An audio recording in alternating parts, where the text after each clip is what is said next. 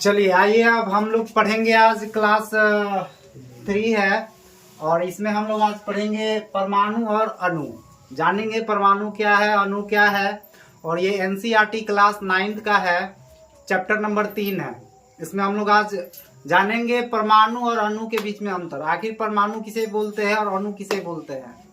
पहले मैं आप लोगों को बता दूं कि परमाणु और अणु में क्या अंतर होता है।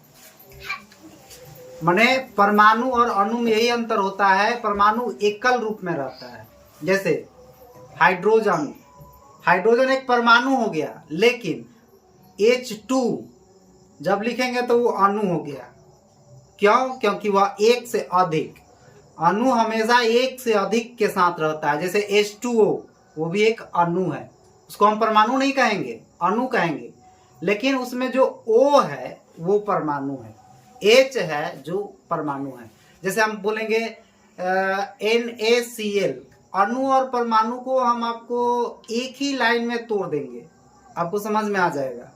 फिर दोबारा कभी किसी भी बुक को उठा के पढ़ने की जरूरत नहीं है। परमाणु होता है जैसे NaCl, ये यौगिक हो गया, ठीक है। जैसे N2 ये परमाणु हो गया। जैसे N ये अणु है। जितना जो भी है, जैसे ऑक्सीजन O क्या है, परमाणु है। लेकिन वही O2 हो जाएगा तो वो अणु हो जाएगा, क्योंकि एक से ज्यादा हो गया ना तो वो अणु हो जाएगा, ठीक है। अब आइए हम लोग देखेंगे इसमें परमाणु का कुछ सिद्धांत दिया गया था, परमाणु का कुछ थ्योरी था, ये सारी चीज देखेंगे एनसीईआरटी में।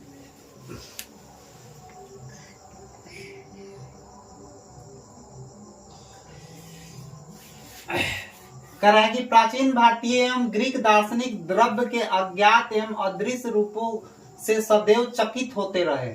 पदार्थ की विभाज्यता के मत के बारे में भारत में बहुत पहले, लगभग 500 ईसा पूर्व पहले विचार किया गया था। लेकिन दार्शनिक महर्षि कणाद ने प्रतिपादित किया कि यदि हम द्रव्य को विभाजित करते जाएं तो हमें छोटे कण प्राप्त होते हैं और अंत में एक ऐसा सीमा आएगा जहां कण विभाजित नहीं होगा, ठीक है। ये कणाद जी बोले थे, महर्षि कणाद। अब पकुदा का तैन भी एक दार्शनिक थे, भारतीय दार्शनिक थे। उन्होंने भी इस मत को बहुत ही अच्छा तरीका से समझाया था। उन्होंने कहा था कि ये कण सामान्यतः संयुक्त रूप में पाए जाते हैं, जो हमें द्रव्यों के भिन्न भिन्न रूप में प्रदान करते हैं। उन्होंने सिंपल भाषा में बताते कि कॉम्प्लेक्स पदार्थों के बीच में बताया था कि ये चीज परमाणु पाए जाते हैं, ठीक है।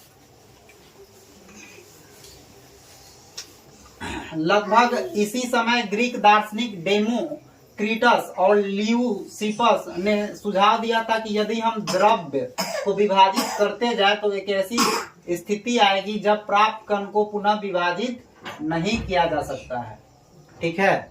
जो कणाद जी बोले थे वही बात ये भी बोल रहा है। क्या नाम है इनका? डेमोक्रिटस और ल्यूसिफस। और परमाणु को उन्होंने अविभाज्य कहा था, ठीक है। चलिए अब आगे चलते हैं। इसी क्रम में छोटे छोटे बात को ध्यान में रखना जरूरी रहता है, क्योंकि एग्जाम में अब बल का ऐसा ही मात्रक न्यूटन नहीं पूछने वाला है, ठीक है। बल का ऐसा ही मात्रक न्यूटन नहीं पूछने वाला है, सबको मालूम है।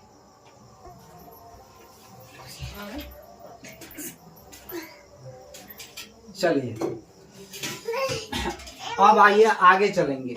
वैज्ञानिक आंतवा एल लवाइजियर ने रासायनिक संयोजन के 2 महत्वपूर्ण नियमों का स्थापित किया था और रसायन विज्ञान को महत्वपूर्ण आधार प्रदान किया था, ठीक है। तो ये 2 रासायनिक नियम है, इनको जान जाते हैं। रासायनिक संयोजन के नियम, ठीक है। रासायनिक संयोजन के नियम को लवाइजियर और जोसेफ एल प्राउस्ट ने बहुत ही अधिक प्रायोगिक कार्यों के पश्चात रासायनिक संयोजन के नियम के 2 प्रतिपादित किया था। तो रासायनिक संयोजन के नियम 2 हैं। कितने हैं? 2, ठीक है। एक तो है द्रव्यमान संरक्षण का नियम और एक होता है स्थिर अनुपात का नियम। ठीक है, अब हम लोग जानेंगे।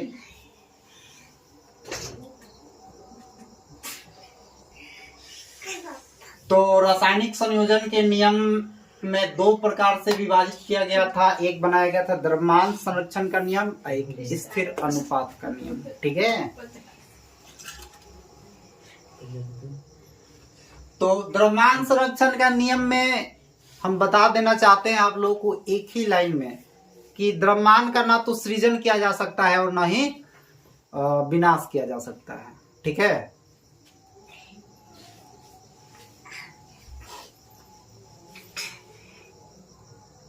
चलिए अब आगे देखेंगे हम लोग। ये सारा एग्जाम्पल देकर बताया गया है, इसमें जो इम्पोर्टेंट होगा उसको मैं आपको तुरंत तत्काल प्रभाव से बता दूंगा। इसके बाद बताइए ना। चलिए देखिए, मैंने अभी बताया था द्रव्यमान संरक्षण के नियम में, तो यहाँ जो मैंने अभी बोला वो चीज यहाँ पर लिखा हुआ है सेम टू सेम। द्रव्यमान संरक्षण के नियम के अनुसार किसी रासायनिक अभिक्रिया में द्रव्यमान का ना तो सृजन किया जा सकता है ना ही विनाश किया जा सकता है। ठीक है, सेम चीज लिखा हुआ है जो मैंने आपको बता दिया है शुरू में ही। चलिए अब इसका दूसरा नियम पढ़ेंगे, स्थिर अनुपात का नियम। लवाजिये एवं अन्य वैज्ञानिक ने इस बात पर प्रकाश डाला कि कोई भी यौगिक दो या दो से अधिक तत्वों के निर्मित होता है। ठीक है, इस प्रकार के प्राप्त यौगिकों में इन तत्वों के अनुपात स्थिर होते हैं, चाहे इसे किसी भी स्थान से प्राप्त किया जा सकते हैं। जैसे हम अनुपात की बात करें, जैसे मान लीजिए हम हाइड्रोजन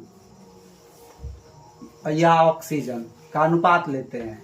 अगर हम हाइड्रोजन का अनुपात 1 लेंगे, अगर हम इसका 1 लेंगे तो ऑक्सीजन का 16 लेना पड़ेगा, क्योंकि द्रव्यमान का अनुपात है ना, परमाणु का अनुपात, परमाणु संख्या का अनुपात नहीं होता है, द्रव्यमान संख्या का अनुपात होता है। ठीक है, अगर हम 2:32 लिख दे तो कोई दिक्कत नहीं है, कट के आना ही है 1:16। बात समझ में आ रहा है? तो अनुपात कितना भी बड़ा हो, अगर उसको काटते जाए विभाजित होते जाए और वह अंत में उसी अनुपात पर आकर रुक जाए, इसे हम बोलते हैं स्थिर अनुपात का नियम। जैसे देखिए, जल में हाइड्रोजन और ऑक्सीजन के द्रव्यमानों का अनुपात 1:8 होता है। ठीक है, जैसे हाइड्रोजन H2O जल का फॉर्मूला होता है, तो हाइड्रोजन का द्रव्यमान होता है 1.008 AMU। AMU का फुल फॉर्म होता है अर्थमेटिक मास यूनिट। ठीक है, चलिए अब देखेंगे H2O। मैंने अभी क्या एग्जांपल लिया, H2O। तो हाइड्रोजन का द्रव्यमान 1 होता है, 1 में 2 से गुना करेंगे तो कितना आएगा, 2। ठीक है, तो 2 इधर साइड में रख लो। और ऑक्सीजन का द्रव्यमान कितना होता है, 16। 8 होता है परमाणु संख्या, उसका डबल हो जाएगा द्रव्यमान 16। तो 2:16 को जब आप फैक्ट करिएगा तो 1:8 आएगा। ठीक है, बात समझ में आ रहा है? 2:16 को जब आप फैक्ट कीजिएगा, जैसे मैं आपको बताता हूं,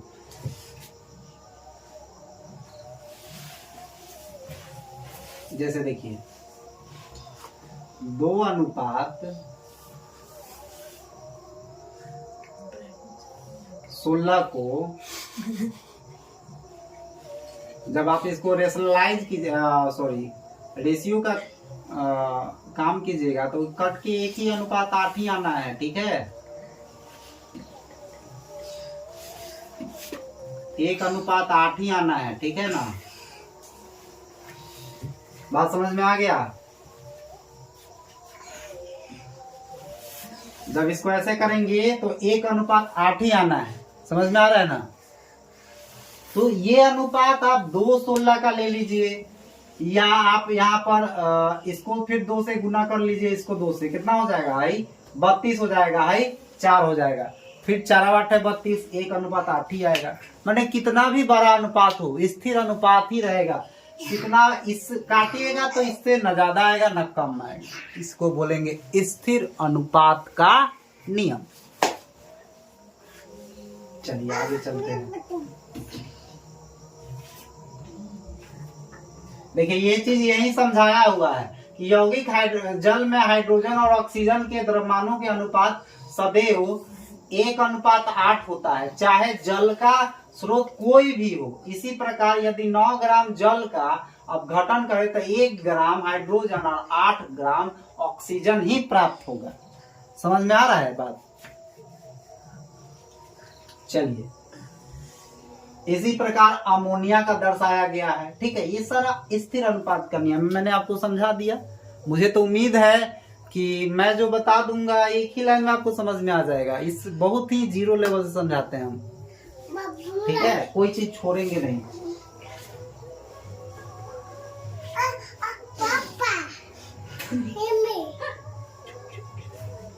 ठीक है, तो अब आगे देखेंगे, जॉन डाल्टन के बारे में पढ़ेंगे। यहाँ लिखा हुआ है, किसी भी यौगिक में तत्व सदैव एक निश्चित द्रव्यमान के अनुपात में विद्यमान होते हैं। इस चीज को याद रखिएगा हमेशा हमेशा हमेशा, क्योंकि ये डायरेक्ट क्वेश्चन ये लाइन एग्जाम में आ जाएगा, आपको देखने के लिए मिलेगा। ठीक है, हूबहू कह रहा है किसी भी यौगिक में तत्व सदैव एक निश्चित द्रव्यमानों के अनुपात में विद्यमान होते हैं। ठीक है ना?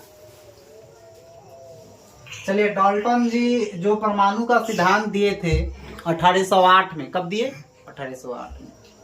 ठीक है, इनका ये बायो है, ये कहाँ के थे, कहाँ कैसे परिवार के थे, क्या क्या किए इन्होंने जीवन में, इनका जीवनी है। एक छोटा सा टाइप में बनाया गया है इनका जीवनी। तो देखिए सर 2 मिनट के लिए ब्रेक। जॉन डाल्टन का जन्म 1766 में इंग्लैंड के एक गरीब। चलिए अभी हम लोग देखेंगे डाल्टन। अभी हम लोग पढ़ रहे थे स्थिर अनुपात, क्लियर हो चुका है। ठीक है, अब डाल्टन पढ़ेंगे, डाल्टन की जीवनी बायो थोड़ा सा एक बार देख लेंगे थोड़ा। चलिए, जॉन डाल्टन का जन्म 1766 में इंग्लैंड में एक गरीब जुलाहा परिवार में हुआ था। उन्होंने पहले शिक्षक के रूप में जीविका अपना चालू किया था। 7 साल बाद वह एक स्कूल का प्रिंसिपल बन गए, जिसको हेड मास्टर बोलते हैं आप लोग। 1793 में डाल्टन एक कॉलेज में गणित, भौतिकी, रसायन शास्त्र पढ़ाने के लिए चले गए, माने पीसीएम। ठीक है, और कहाँ चले गए पीसीएम पढ़ाने के लिए? मैनचेस्टर चले गए। वहां पर उन्होंने अपने जीवन का अधिकांश समय शिक्षण में भी दिया, शोध में भी दिया, और उन्होंने 1808 में परमाणु का सिद्धांत मॉडल प्रस्तुत किया। ठीक है, ये इंपॉर्टेंट लाइन है, ये हमेशा पूछा जाता है। परमाणु का 1808 में मॉडल दिया था। ठीक है, आगे चलते हैं।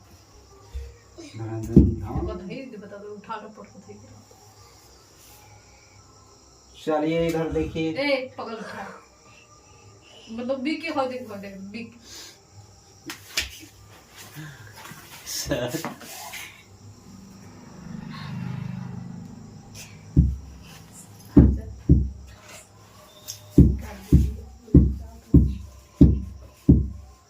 जब परमाणु का सिद्धांत दिया तो उन्होंने ये बातें कही, जो निम्न प्रकार लिखा हुआ है। ये बातें हैं, कह रहे हैं, पहला लाइन बोल रहा है कि सभी द्रव्य परमाणु से निर्मित होते हैं जो रासायनिक अभिक्रिया में भाग लेते हैं। परमाणु अविभाज्य सूक्ष्म कण होते हैं, रासायनिक अभिक्रिया में न तो सृजित होते हैं न ही उनका विनाश होता है। अब कह रहा है कि तत्व के सभी परमाणु का द्रव्यमान, रासायनिक गुणधर्म समान होते हैं। अब यह लाइन कह रहा है भिन्न भिन्न तत्वों के परमाणु के द्रव्यमान अलग अलग होते हैं। ठीक है, अलग अलग तत्व का परमाणु द्रव्यमान अलग अलग होगा। कह रहे हैं दूसरा, फिर बोले आगे, भिन्न भिन्न तत्वों के परमाणु परस्पर छोटी पूर्ण संख्या के अनुपात में संयोग कर यौगिक का निर्माण करते हैं। सही बात है, किसी भी यौगिक में परमाणुओं के सापेक्ष संख्या और प्रकार निश्चित होते हैं। सही बात है। चलिए आगे चलेंगे।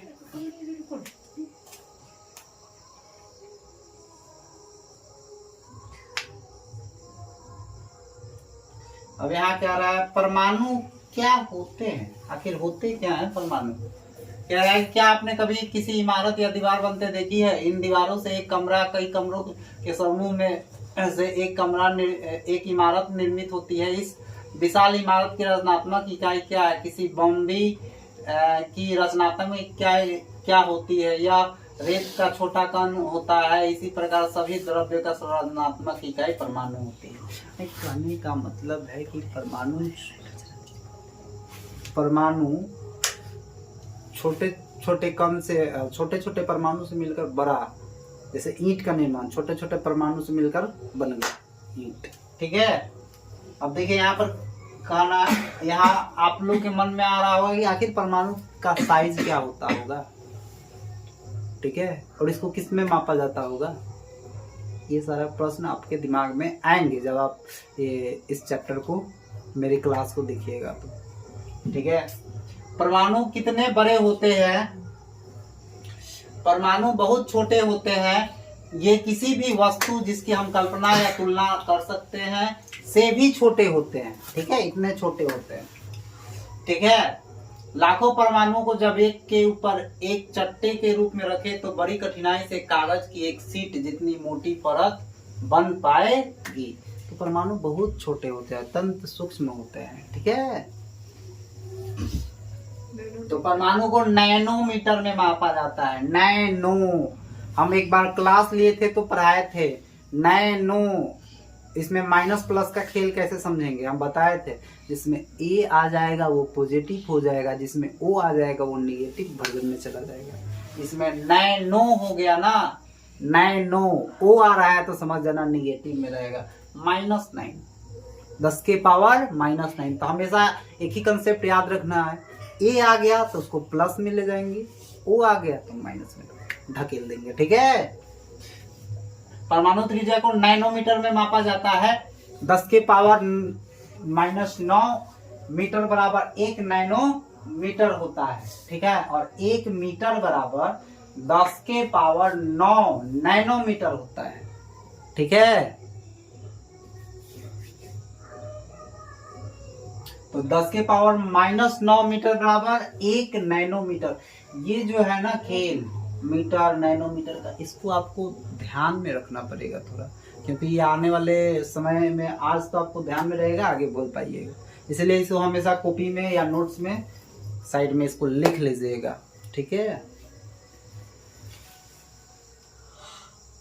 चलिए अब हम लोग जानेंगे इसमें का डायरेक्ट क्वेश्चन। ये जो आकार है ना, ये एनसीईआरटी का हीरा चीज है, हीरा समझ जाओ, एग्जाम के लिए हीरा है। ये डायरेक्ट आते हैं, यहाँ से क्वेश्चन पूछ देगा। हम एक क्वेश्चन आया था रेलवे में कि रेत के कण का साइज क्या होता है? 10 के पावर -4। चींटी का 10 के पावर -3। सेब का 10 के पावर -1। हीमोग्लोबिन अणु का वेरी वेरी इंपॉर्टेंट 10 के पावर -8। जल अणु का 10 के पावर -9। हाइड्रोजन परमाणु का 10 के पावर -10। ठीक है, अभी आपको आगे बहुत ही मजा आने वाला है। ये बहुत ही इंटरेस्टिंग चैप्टर है। ठीक है, और इसमें हर पॉइंट पर आपको तोड़ कर बताने का काम हम करेंगे। ठीक है, आपको वीडियो को रीप्ले भी नहीं करना पड़ेगा पढ़ाई करते समय, इतना तोड़ के बताया जाएगा। ठीक है, चलिए, हाइड्रोजन परमाणु का 10 के पावर -10। ठीक है, किस चीज में? मीटर में। जल अणु का 10 के पावर -9। हीमोग्लोबिन अणु का 10 के पावर -8। रेत कण का 10 के पावर -4। चींटी का 10 के पावर -3। सेब का 10 के पावर -1। ये भाई मेरे, इसको हमेशा हमेशा याद रखना। ठीक है, डायरेक्ट आ जाएगा क्वेश्चन, इसका कोई फॉर्मूला नहीं होता है बनाने के लिए, ये डायरेक्ट इसका वैल्यू है, इसको याद रखना पड़ेगा। ये एक माप है, माप समझते हैं, स्केलिंग, ये है, समझ में आया? चलिए आगे चलते हैं। देखिए यहाँ पर दे रहा है कि डाल्टन ऐसे प्रथम वैज्ञानिक थे जिन्होंने तत्वों के प्रतीकों का प्रयोग अत्यंत विशिष्ट अर्थ में किया। क्वेश्चन आएगा कि सबसे पहले तत्वों का प्रतीक किसने दिया था? डाल्टन ने दिया था। ठीक है, देखिए आप, इससे भी फॉर्मूला आता है, रेलवे में भर भर के पूछा जा रहा है पेपर में। देखिए,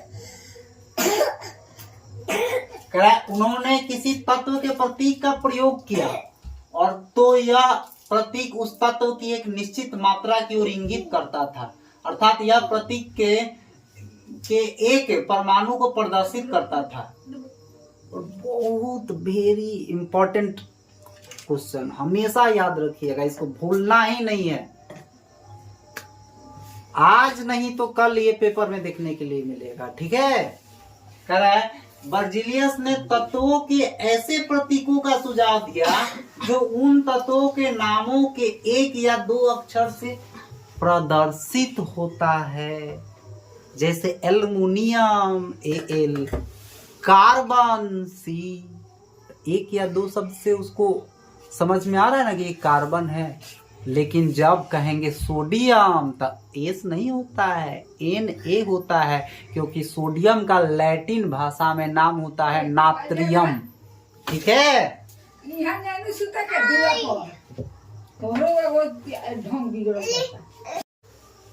तो नाम से बर्जिलियस ने नाम से तत्वों का सुझाव दिया था। ठीक है, उन्होंने बताया था कि तत्व का पहला लेटर हमेशा कैपिटल होगा, दूसरा लेटर हमेशा स्मॉल होगा। जैसे एल्युमिनियम को बड़ा ए या बड़ा एल नहीं लिखेंगे, सबसे पहले बड़ा ए लिखेंगे, उसके बाद छोटा एल लिखेंगे। ये बात, ये कथन, ये स्टेटमेंट बर्जिलियस जी ने दिया था। ठीक है, ये डायरेक्ट एग्जाम में भर भर के रेलवे में पूछा जा रहा है। ठीक है, चलिए अब देखिए यहाँ पर ये डाल्टन द्वारा दिए गए कुछ तत्वों के प्रतीक हैं जिन्हें हम देखेंगे। जैसा हाइड्रोजन का ऐसा, ये रेलवे एग्जाम 2018 में पूछा गया था। ये जो था इसका चित्र दे दिया गया था और पूछा गया था कि ये किस तत्व का प्रतीक है। तो आप इसको नहीं देखिएगा तो ये पकड़ाएगा नहीं। तो ये किस तत्व का है? हाइड्रोजन का। डायरेक्ट एग्जाम में देता है भाई, आप विश्वास नहीं कीजिएगा, आप प्रीवियस ईयर पेपर उठा के देख लीजिएगा, आपको ये सारा क्वेश्चन मिलेगा। कार्बन का इसमें थोड़ा कलर किया हुआ रहता है, ऑक्सीजन का बिल्कुल सर्कल रहता है, कोई कलर नहीं। फास्फोरस का उल्टा वाई रहता है, फास्फोरस का उल्टा वाई। ठीक है, और सल्फर का प्लस रहता है, सर्कल में क्या रहेगा? प्लस। वैसे आयरन का आई लिखा रहेगा, कॉपर का सी लिखा रहेगा, लेड का एल लिखा रहेगा। ठीक है, सिल्वर का एस लिखा रहेगा। लेकिन लेकिन क्यों बोल रहे हैं पता है? अब आइए हम समझाते हैं। देखिए कह रहा है गोल्ड, तो इसमें ना ऐसा जो कॉपर का है ऐसा चित्र बना के इसमें जी लिख देगा ऑप्शन में, लेकिन ये सही नहीं है। गोल्ड में ऐसा डॉट निकला रहेगा अगल बगल से। ठीक है, ये आपको फंसाने के लिए दे सकता है। ठीक है, प्लेटिना पी। ठीक है, पारा में dot dot dot dot dot dot dot dot रहेगा। ठीक है, पारा समझ में आ रहा है? चलिए आगे चलते हैं। प्रारंभ में तत्वों के नामों की व्युत्पत्ति उनके स्थानों के नाम से किया गया जहां वे सर्वप्रथम पाए गए थे। ठीक है, कुछ जैसे कॉपर का नाम उसके स्थान से, जैसे साइप्रस से व्युत्पन्न हुआ। तो क्वेश्चन आएगा कि किस तत्व का नाम उसके स्थानों से प्राप्त हुआ है? तो कॉपर। ठीक है, कुछ तत्व के नामों को विशिष्ट रंगों से लिया गया है, जैसे सोना स्वर्ण हो गया अंग्रेजी, गोल्ड का नाम अंग्रेजी शब्द से लिया गया है। अब देखिए IUPAC एक संस्था है, international unified pure of applied chemistry. ठीक है, इसका फुल फॉर्म होता है एग्जाम में पूछा भी जाता है, इसको याद रखिएगा। चलिए आगे चलते हैं। जो मैंने बताया कि सदैव बड़ा अक्षर होता है, उसके बाद छोटा अक्षर होता है, ये सारा चीज यहाँ लिखा हुआ है, ठीक है। जैसे देखिए, आप एल्युमिनियम को ऐसे लिखेंगे, ना कि ऐसे, ऐसे नहीं लिखेंगे, क्योंकि सबसे पहले बड़ा उसके बाद छोटा। यह बात किसने कहा था? बर्जिलियस। किसने? बर्जिलियस ने। कोबाल्ट को CO लिखेंगे ऐसे, ना कि ऐसे लिखेंगे, ऐसे लिखेंगे। ये बात किसने कहा था? बर्जिलियस।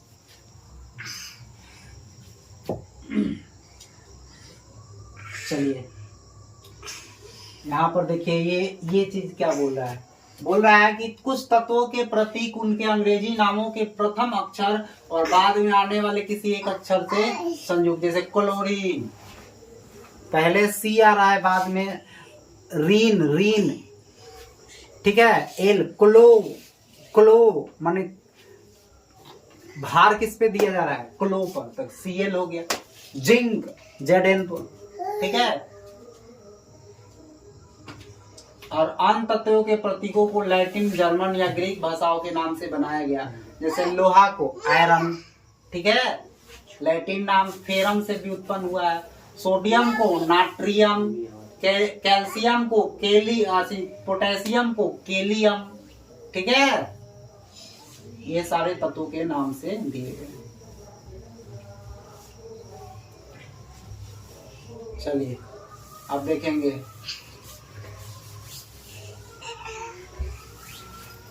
ये जो प्रतीक है इसको आपको याद करना पड़ेगा। परमाणु संख्या और प्रतीक याद कर लीजिएगा तो आपको लगभग 50% समझ में आने लगेगा हर चीज, ठीक है। 1 से लेके कम से कम 30 तक परमाणु संख्या याद रखिएगा, ठीक है। जैसे सोडियम का क्या होता है? 11। पोटेशियम का क्या होता है? 19, ठीक है। याद रखिएगा ना, तो आपको टैबलेट जैसा काम आएगा, टैबलेट जैसा, समझ में आ रहा है? टैबलेट, दवा जैसा काम आएगा, ठीक है ना। चलिए आगे चलते हैं।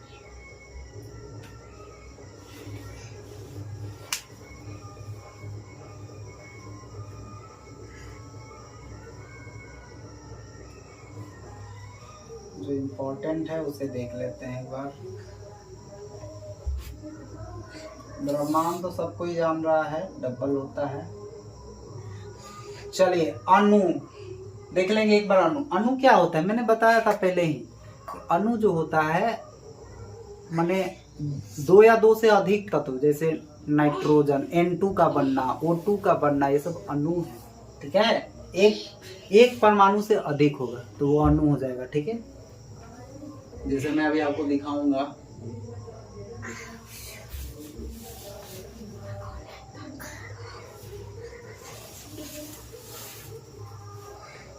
जैसे देखिए O2 ये एक अणु है, लेकिन O लिखेंगे तो ये परमाणु हो जाएगा, ठीक है। जैसे O3 ये एक अणु है, लेकिन O लिखेंगे तो परमाणु हो जाएगा। बात समझे?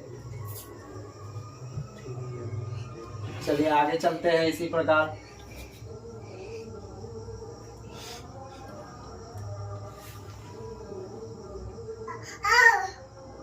अब हम लोग जानेंगे आखिर फॉर्मूला, रासायनिक सूत्र को लिखना, ठीक है। इसमें कुछ नहीं है, कुछ नहीं है, कुछ नहीं है। ये देखिए, ये +1 ऐसे लिखा गया है। क्यों लिखा गया है इसके बारे में जानेंगे।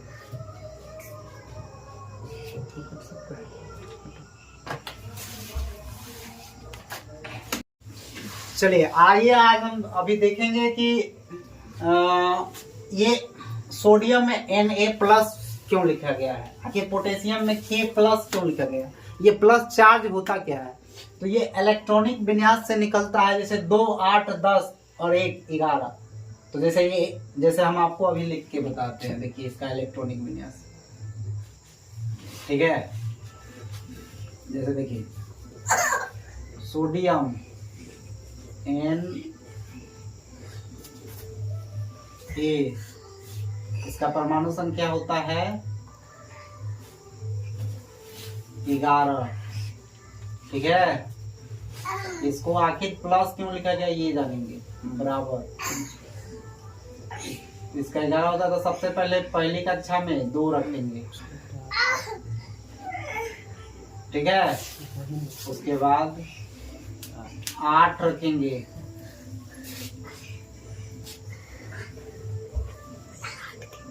उसके बाद 1 रखेंगे, ठीक है। तो 2 हो गया, 8 हो गया, 10 और 1।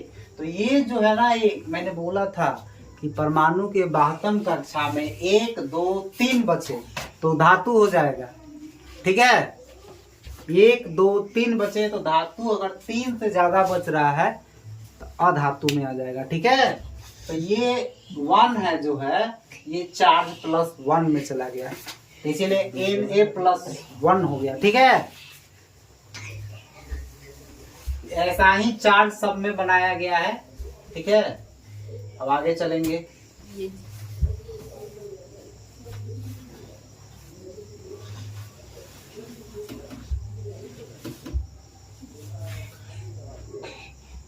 अब देखिए ये फॉर्मूला लिखने का तरीका है।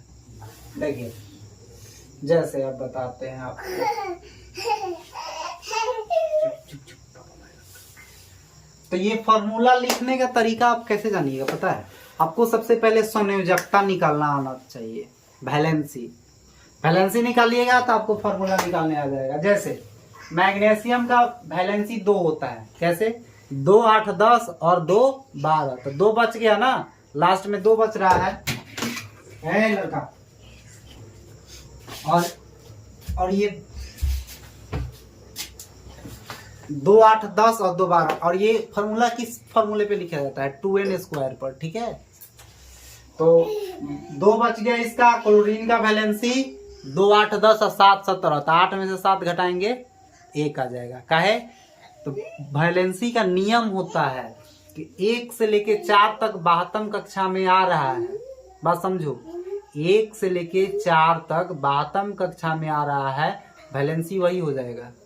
लेकिन जैसे 4 से अप आएगा, आगे आएगा, 5 हो गया, 6 हो गया, 7 हो गया, ठीक है। तो ये सारा 8 में से इसको घटा देते हैं, ये रूल है, ठीक है, वैलेंसी निकालने का। तो वैसे ही 7 आ गया तो 8 में से घटाएंगे तो 1 आ गया, ठीक है। तो उसको अब हम क्रॉस मल्टीप्लाई करेंगे, तो mg में 1 से करेंगे तो mg हो गया, और Cl में 2 से करेंगे तो Cl2 हो गया, तो MgCl2 हो गया। ये फॉर्मूला बनाने का शॉर्ट आसान, बहुत ही आसान तरीका है।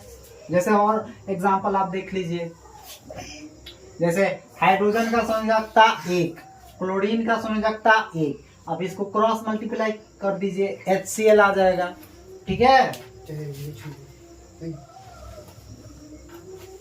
ठीक है। आणविक द्रव्यमान, इसमें द्रव्यमान कलेक्ट करके और जोड़ दिया जाता है, इसको भी मैं बता दूंगा अभी एक एग्जांपल। जैसे देखिए क्या पूछ रहा है, जल का पूछ रहा है ना, जल का। तो जल में H2O होता है, तो हाइड्रोजन का 1 होता है, ऑक्सीजन का परमाणु संख्या 8 और द्रव्यमान 16, डबल।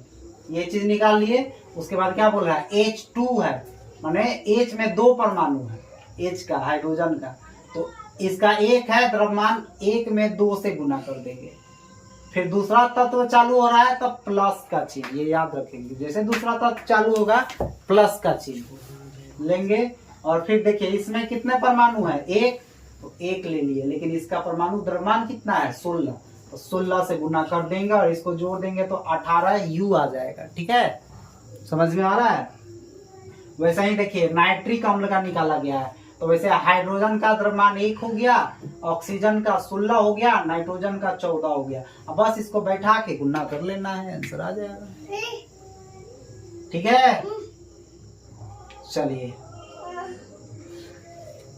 चलिए आपका ये क्लास खत्म हो गया। आपको क्लास कैसा लगा कमेंट में जरूर बताएं, और मेरे चैनल पर नए आए हैं तो चैनल को सब्सक्राइब करें, क्योंकि यहाँ सारा NCERT डेटा पढ़ाया जाएगा, और साथ साथ में आपको कंटेंट और मेथड और टिप्स और हिट्स भरपूर मात्रा में दिया जाएगा। आपको क्लास एक बार आप देखिए, आपको फिर दोबारा इस चैनल से मेरा गारंटी है कि आप नहीं जाइएगा। ठीक है, तो लाइक करें, सब्सक्राइब करें और बेल आइकन को दबाएं जरूर। धन्यवाद।